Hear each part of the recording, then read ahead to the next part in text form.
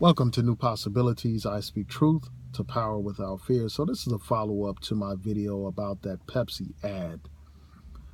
The ad features a predominantly white crowd of people participating in a march, and it also features a white woman as the lead in the ad. She's one of the Jenner sisters. And in this ad, this woman approaches a line of police who are confronting the protesters.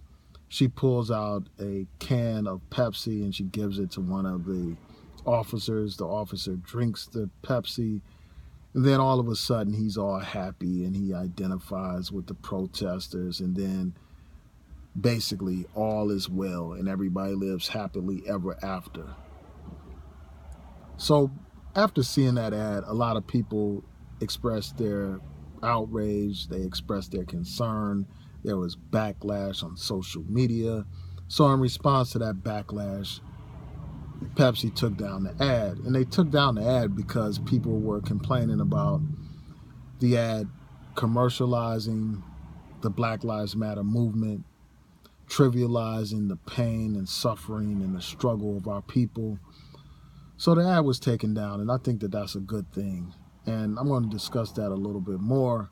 But before I do so, I mean, the fact that you would have an ad like this even posted in the first place raises serious concerns about the diversity of the Pepsi staff. For me, at least that's something that I think about. Because I'm thinking that if you had a significant number of minorities participating in the planning for the marketing and promotion of this ad, I'm sure that someone in that group would have said, well, this is not a good idea. Someone in that group, if they were black and they were in touch with what's going on in the community, they would have raised concerns to the people at Pepsi. They would have told them that this is not a good idea. So the fact that this ad went forward just speaks probably to the lack of diversity at Pepsi when it comes to marketing. So, that's a prime example of the importance of having a diverse staff so that they are in tune with the various populations, so that you can make sure that you are not putting out offensive ads, insensitive ads. So that's one thing that I wanted to mention about that ad. The other thing is this, the fact that it was pulled down, that speaks to the power of social media. It speaks to the power of our voices. And as another YouTuber pointed out, if we can mobilize about something like this, which is relevant to a degree, it is important. These cultural issues are important. But in the big scheme of things, they are far less important than who's the president of the United States. They are far less important than who's the attorney general. They are far less important than Trump taking this country backwards when it comes to civil rights and other important issues. So if we can mobilize and get an ad taken down, we should have mobilized our votes and helped get this man or prevent this man from becoming president of the United States. But instead of doing that, you had so-called black leaders encouraging black people not to even exercise their right to vote.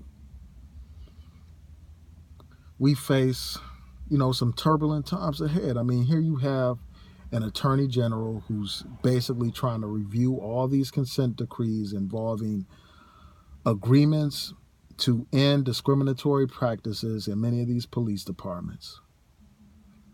This guy wants to review these agreements, and he's probably going to try to cut back on some of them or even eliminate some of them.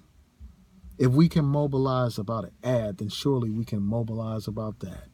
We can mobilize over this issue of these consent decrees that are designed to end discriminatory practices in these police departments. If we can mobilize to get an ad taken down, then surely we can mobilize to prevent Judge Gorsuch from being appointed to the Supreme Court.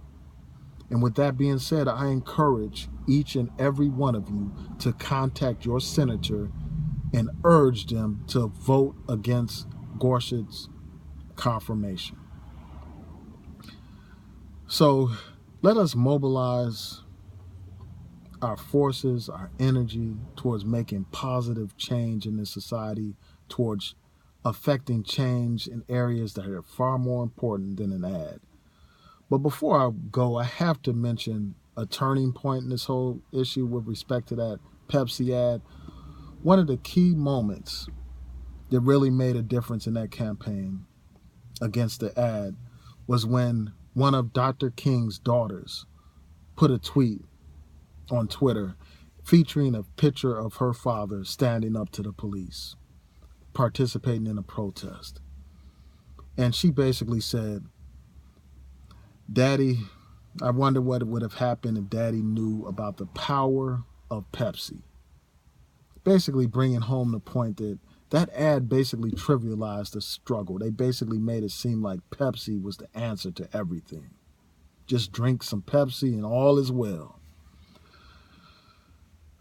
Man, this trivialization and commercialization of our struggle and of our pain is a very important matter, but there are other issues that are even far more important that we need to mobilize and organize around. So let's do that.